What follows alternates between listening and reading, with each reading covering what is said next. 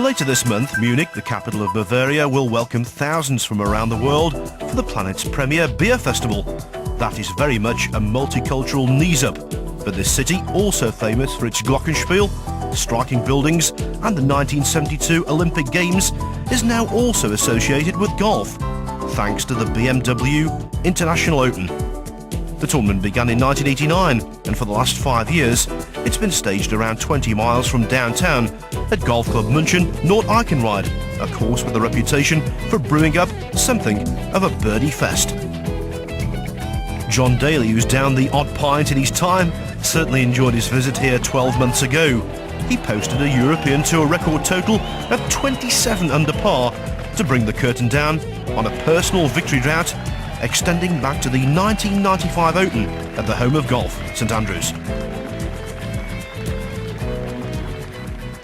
Brought a lot of confidence last year, and it was great to get that win again. Naturally, he loves the place. This is a great golf course. It's even in better shape than it was last year. The greens are perfect, so you see a lot of low scores again this week from all the players. Big John is on the button. The condition of the course always guarantees a universal seal of approval, and that's why such a powerful field traditionally assembles. You know, Bernhard Langer's achievements in Germany are quite staggering. He's won 11 of his 41 European Tour titles on home turf. But despite 3 second-place finishes, the BMW International Open trophy has remained elusive. Nevertheless, he arrived with 9 straight rounds in the 60s at Nord-Eichenried to instill confidence.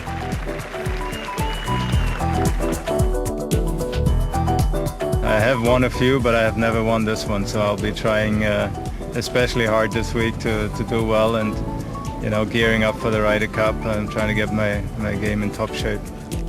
But there's an abundance of top-class opposition, including that ultra-consistent Irishman, Paul Harrington. Justin Rose, fresh from a 5th-place finish at the NEC Invitational stateside. Ian Poulter, runner-up to Rose at the Victor Chandler British Masters in June. Spain's Miguel Ángel Jiménez. And Thomas Björn, who shot a 63 here on the way to winning the event in the year 2000. Harrington made a slow start. In fact, he only made the cut on the mark at 4 under par, and any lingering hopes of being among the leaders going into the final round ended when he bogeyed the 18th on Saturday. That quite a distance off the line, let me tell you. Jimenez was 11 under par after 3 days, and the short par 4 16th was kind to him. This was on the first day, and he'd make an eagle 2 in the 3rd round after bravely driving the green. Jimenez responsible for rounds of 68, 68 and 69. Englishman David Howell missed 9 tournaments, including the Seve Trophy, after breaking his arm earlier in the year. But the man from Wiltshire, who won the Dubai Classic not so long ago, continued to make up for lost time in the initial stages. That an unlikely eagle 2 on the 447-yard 3rd on Thursday morning. Quite a wake-up call. After finishing 2nd at the Novotel Perrier French Open and Volvo Scandinavian Masters, many believe Trevor Immelman is due to win, sooner rather than later. A 66 on Thursday, during which he covered the last 4 holes in 5 under, suggested they're barking up the right tree.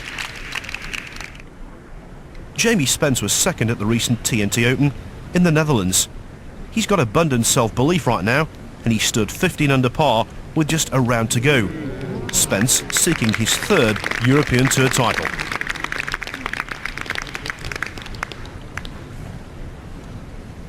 Ian Poulter, like Spence, a former winner of the Moroccan Open, also found himself in serious contention for the €300,000 first prize.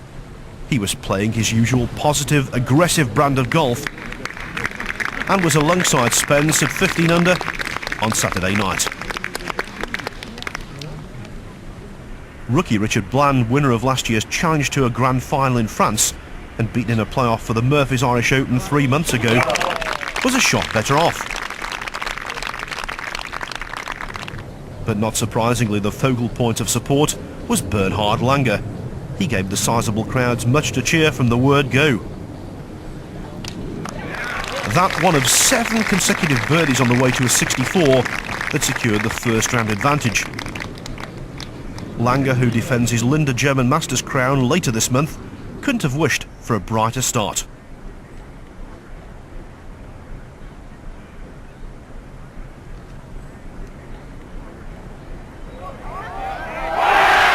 In a city famous for taking a tipple, that was a topple. Langer very much in the hunt. Even so, he still began the final day 2 shots adrift of Thomas Björn, running into form with the Belfry and the Ryder Cup now looming large on the horizon. The Dane opened with a 68, blitzed his way round in 64 and put together a 66 on Saturday to reach 18 under par. In position then to win his first tournament since the Dubai Classic of March 2001.